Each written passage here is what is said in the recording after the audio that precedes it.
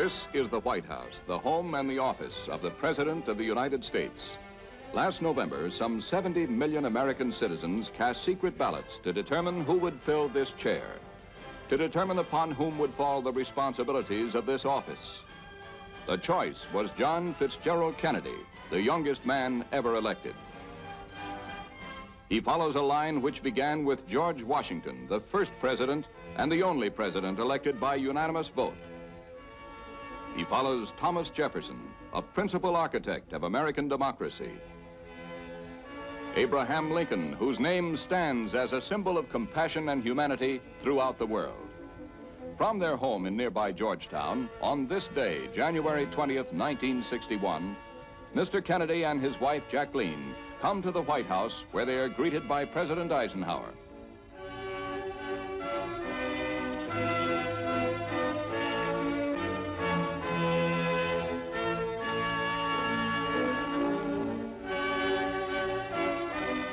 Vice President Nixon, Vice President-elect Johnson, and their wives were also guests at the White House.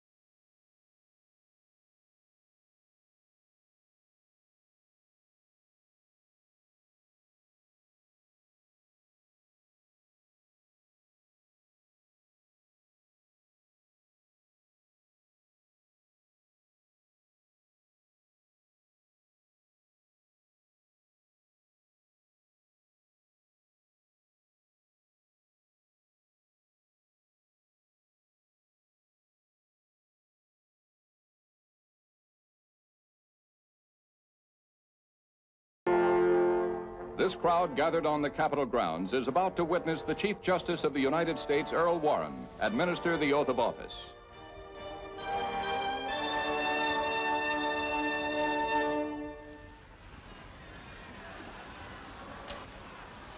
You, John Fitzgerald Kennedy, do solemnly swear I, John Fitzgerald Kennedy, do solemnly swear that you will faithfully execute the office of President of the United States that I will faithfully execute the office of President of the United States and will, to the best of your ability, and will, to the best of my ability, preserve, protect, and defend the Constitution of the United States. preserve, protect, and defend the Constitution of the United States. So help you God. So help me God.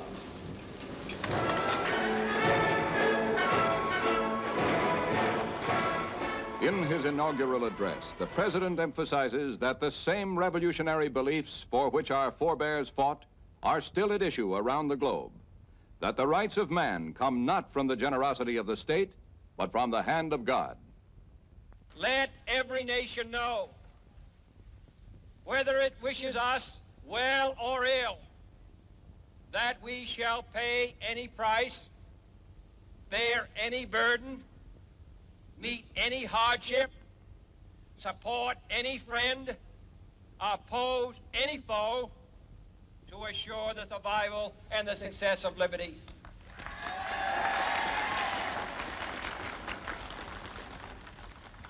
This much we pledge and more. To those old allies whose cultural and spiritual origins we share, we pledge the loyalty of faithful friends. United, there is little we cannot do in a host of cooperative ventures. Divided, there is little we can do, for we dare not meet a powerful challenge at odds and split asunder. To those new states whom we welcome to the ranks of the free, we pledge our word that one form of colonial control shall not have passed away merely to be replaced by a far more iron tyranny. We shall not always expect to find them supporting our view, but we shall always hope to find them strongly supporting their own freedom, and to remember that in the past, those who foolishly sought power by riding the back of the tiger ended up inside. To those people in the huts and villages of half the globe struggling to break the bonds of mass misery, we pledge our best efforts to help them help themselves for whatever period is required, not because the communists may be doing it, not because we seek their votes, but because it is right. If a free society cannot help the many who are poor, it cannot save the few who are rich.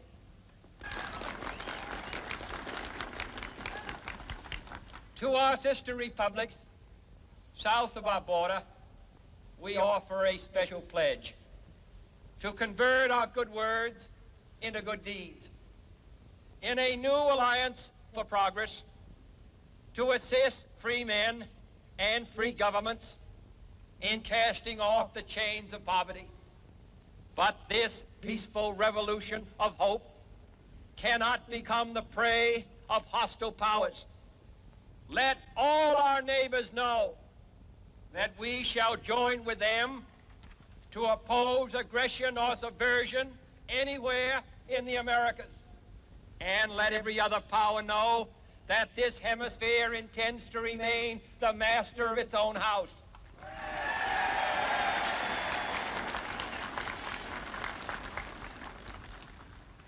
To that World Assembly of Sovereign States, the United Nations, our last best hope, in an age where the instruments of war have far outpaced the instruments of peace, we renew our pledge of support to prevent it from becoming merely a forum for invective, to strengthen its shield of the new and the weak, and to enlarge the area in which its writ may run. Finally, to those nations who would make themselves our adversary, we offer not a pledge, but a request that both sides begin anew the quest for peace. Before the dark powers of destruction, unleashed by science, engulf all humanity in planned or accidental self-destruction. So let us begin anew, remembering on both sides that civility is not a sign of weakness, and sincerity is always subject to proof. Let us never negotiate out of fear, but let us never fear to negotiate.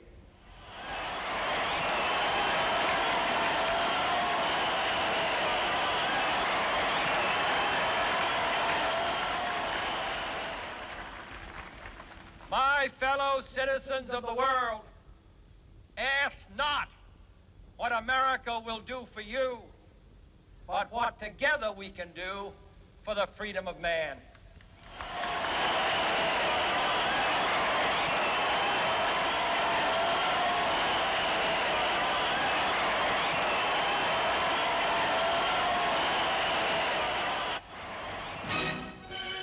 Solemnity gives way to celebration as the traditional inaugural parade begins.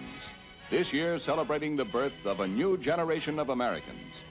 A new generation, in President Kennedy's words, born in this century, tempered by war, disciplined by a hard and bitter peace, proud of its ancient heritage.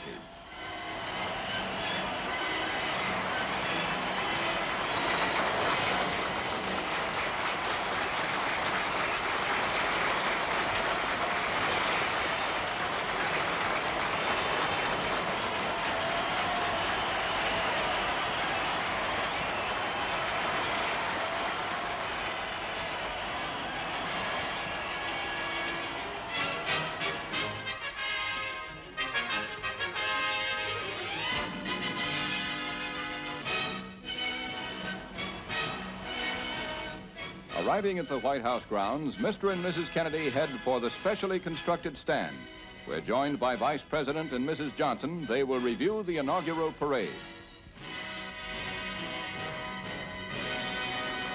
The parade symbolizes the desire of the American people. Massachusetts, home day is far from over. Early evening brings a display of fireworks.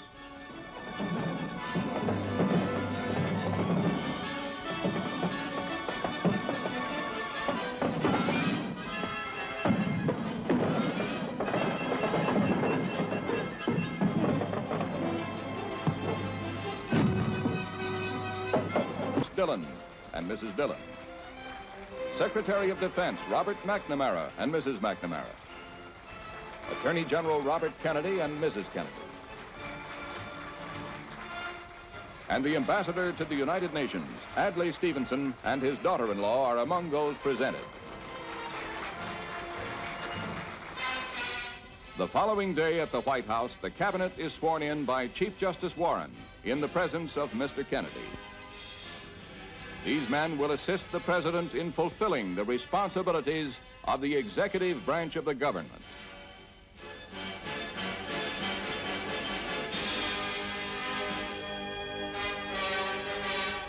The administration of President John Fitzgerald Kennedy begins.